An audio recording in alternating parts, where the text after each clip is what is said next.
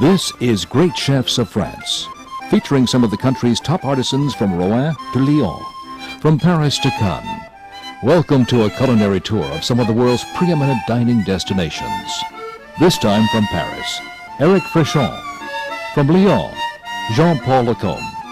And handmade chocolates from Jean-Paul Hevin in Paris. Jean-Paul Hevin is a master pastry chef in Paris. If he has a specialty, it's chocolate. He has 3 shops in Paris, any one of which would make chocoholics woozy. His chocolate creations are almost displayed like signed and numbered art prints. His dessert is an excellent example of the chocolatier's art.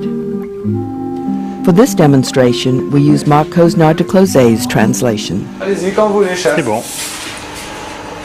Bonjour, je suis Jean-Paul Hevin. Hello, my name is Jean-Paul Hevin, chocolate maker in Paris. Today I'm going to make for you a muscadine with confit chestnuts and salted butter. Voici tous les ingrédients. These are the ingredients. Là, je vous présente le sucre And we have sugar, qui va être fondu au caramel. which we use to make a caramel, Ensuite, le beurre butter, salé salted butter, que je vais rajouter avec le sucre. which I'll add to the butter, to the sugar. On trouvera la crème fleurette, There's some whipping cream, le sucre inverti, trémoline, inverted sugar called tremoline, le chocolat au lait et chocolat noir, some milk chocolate and dark chocolate mixed. les marrons confits Here are our confit chestnuts et un petit peu d'alcool, le cognac. and some cognac. Voilà. Alors, avec cette casserole, je vais donc mettre le sucre. First, I put some sugar into a saucepan, Et là, je vais mettre à chauffer ce sucre pour le faire fondre. and I'm going to heat On it appelle ça to melt it, caraméliser le sucre à sec. and we call this dry caramelization. Now we're going to let this slowly caramelize. Je prends la crème I take my whipping cream et j'y and mets I add inverted tremoline. sugar to the whipping cream. Je prends les marrons Then I take the confit chestnuts auxquels and add j'incorpore le cognac. cognac to them.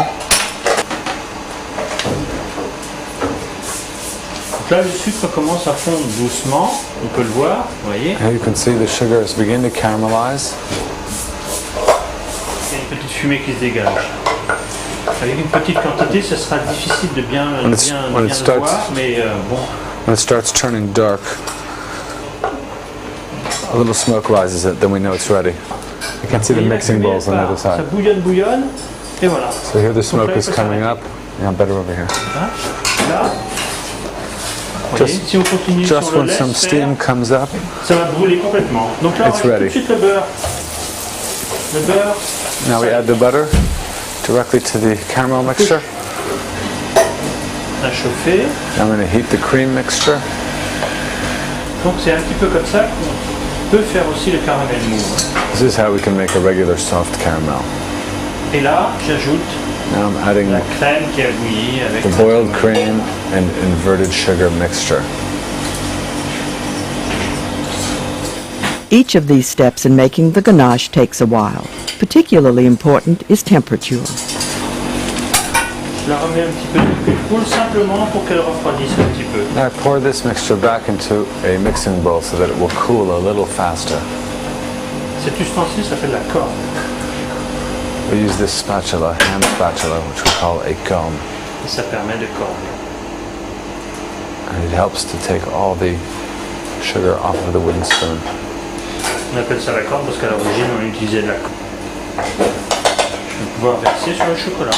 And now I can pour the caramel mixture on top of the chocolate. This is a mix of milk chocolate and bitter chocolate. Toujours un petit peu de corne.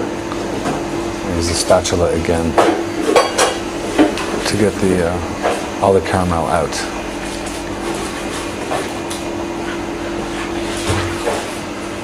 Et là je verse le marron. And now I'm adding the confit chestnut and cognac mixture.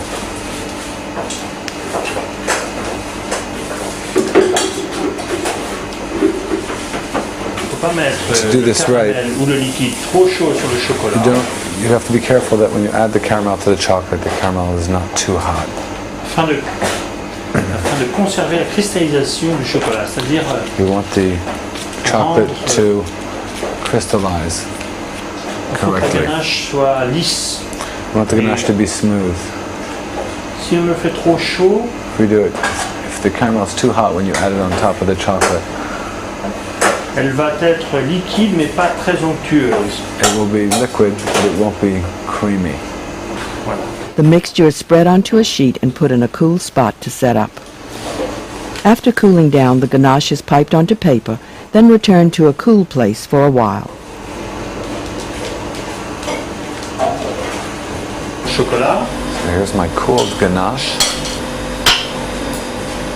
avec un couteau que je chauffe un petit peu sur la plaque, I heat my knife slightly on the stove top comme ceci. Je chauffe before un petit cutting, peu. just a little, to cut the chocolate. Et là, je coupe dans cette longueur, comme ça, environ 3 cm. And I cut about 1-inch pieces. The pieces will be rolled in cocoa, then dipped in chocolate. Incidentally, here's a thoughtful gift for a chocoholic who has everything. And here I'm taking method dark chocolate.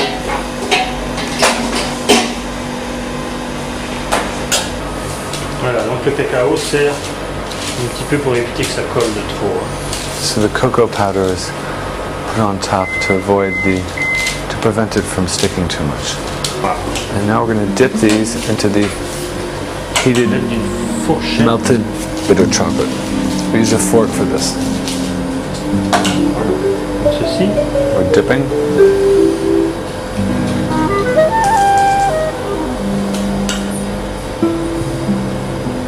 Ensuite, en sucre. And then we dip it into the confection sugar. Et là, avec la fourchette, And we use a fork to coat. je pousse. Voilà. Si on veut aller un tout petit peu plus vite, voilà. Je préfère ça. You can use a strainer like this to Pour remove them retirer from un the petit peu sugar. de sucre. Get rid of some of the excess sugar. Voilà. The dipped ganache can also be coated with cocoa powder.